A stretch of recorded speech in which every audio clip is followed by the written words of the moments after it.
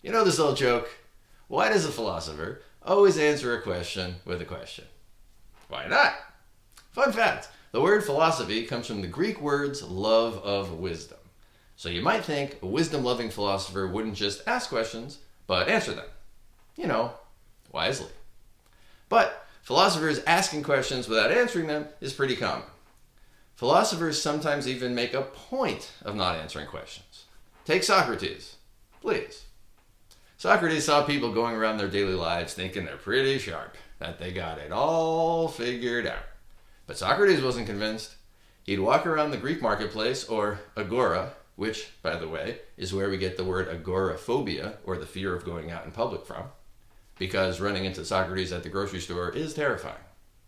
Anyway, Socrates would ask people about something they should know.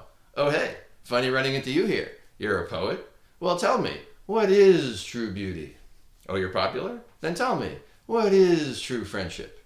Or you're a romantic? Then tell me, what is true love? They couldn't do it. Socrates would prove their answers wrong. And this didn't exactly make him popular. But Socrates didn't mind, because he had a higher mission: truth. Socrates wouldn't just let pretentious people go around pretending to know stuff. But did Socrates know what these other people didn't know? No. But that's okay too, because Socrates did some intellectual aikido, which is the martial art of turning your opponent's energy against them. And he turned not knowing into, get this, his brand. The renowned oracle at Delphi had declared that Socrates was the wisest person in all of Athens. This confused Socrates. How could he be wise if he didn't know anything? But then he realized, nobody knows anything, but at least I know that I don't know anything. Therefore, concluded Socrates, true wisdom is realizing that you don't have the answers. Trend-setting meme creator that he was, not answering philosophical questions became all the rage in ancient Greece. Example. An ancient Greek school of thought called Pyrrhonian skepticism believed you could never answer any philosophical questions, not a one. Because for any argument you could give for answering the question one way, an equally persuasive and convincing argument existed for the opposite answer. But that's okay, the Pyrrhonians thought, because once you realized you couldn't ever know the true philosophical answers, you would stop worrying about them.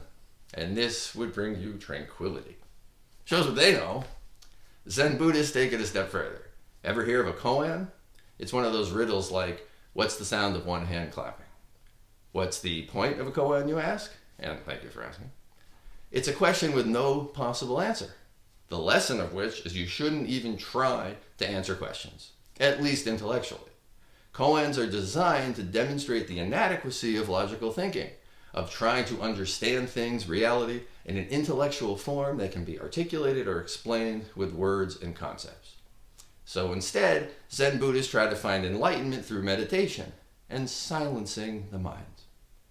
But there's a problem with that kind of enlightenment. You kind of have to be there. But anyway, that's not me. None of that is me. I'm here to tell you philosophical questions do have answers. And that's what this channel is for, philosophical answers. And I, Answerstotle, am here to give them to you. Now, I will admit that the discipline of philosophy as a whole does not have agreed upon answers, or answers that everybody accepts has been proven. But what's proof? You can prove the earth is round all day long and flat earth societies still sprout up like Marvel movies. I will also admit that philosophical answers might not always seem definitive. I mean, after any answer, can't you just tilt your head back and stroke your chin and ask, or is it? A stand-up comedian named Mike Kaplan even does a bit about this. Says he was a philosophy major. Or was he? No one can say. Or can they? It goes on like that.